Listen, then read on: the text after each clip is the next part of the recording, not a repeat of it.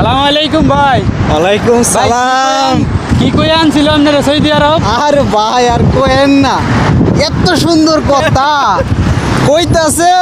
কয় ভাই শফিক ভাই বেতন এতই দেউন লাগতো না, আমি কেরে আর দেউন লাগতো না কেরে, ঘটনা কি আত না দিলে পরে কেমন হইব? পরে কইতাছে আরে ভাই আপনি টিপসের টে হয়তো আপনি শেষ কথা তাই না, আপনি বেতন হাত দিবেন কি? ঠিক আছে, এই অবস্থা।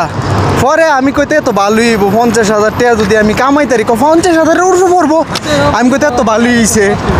এই মিলে কইছে পরে রে ভাই বিশ্বাস করতেই না, আমি ওখানে দেখি 30,000 টাকা, হ্যাঁ আমি বেতন উড়াইতাম পারি না, হ্যাঁ বাইক খরচ দিলে নিজের খরচের টাকা থাকে না, হ্যাঁ ওই দেনা ফেনা আছে, দেনা ফেনা দিলে খাওয়ার টাকা থাকে না। অনেক কইন ভাই, আমার এই দুঃখের কথাটা আমি কারে কইয়াম বা কারে বুঝাইয়াম, বুঝানির আর কোনো ভাষা নাই।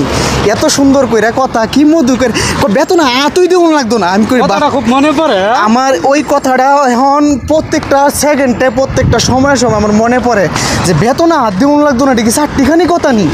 তো যাই হোক, আসলে ভাই তোমরা যারা আইতা চাইতেছো বিদেশ বা সৌদি বা যে কোনো দেশে ভাই 100তে 100 হাজারতে হাজারবার ভাইবা চিন্তা দেখা শূন্য পরে বিদেশ আয়ো ভাই। হ্যাঁ এই যে দেখো এই লোকগুলা, প্রত্যেকটা লোকের এই অবস্থা, সোজা আলাপ।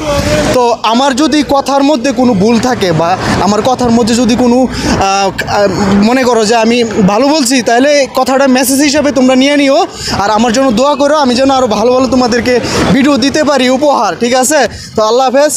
অবশ্যই ভিডিওটা যদি ভালো লাগে লাইক কমেন্ট শেয়ার করে চ্যানেলটি সাবস্ক্রাইব করে আমাদের পাশে থাকবেন, সামনে যাতে আরো এরকম ভালো ভালো ভিডিও দিতে পারি। ধন্যবাদ।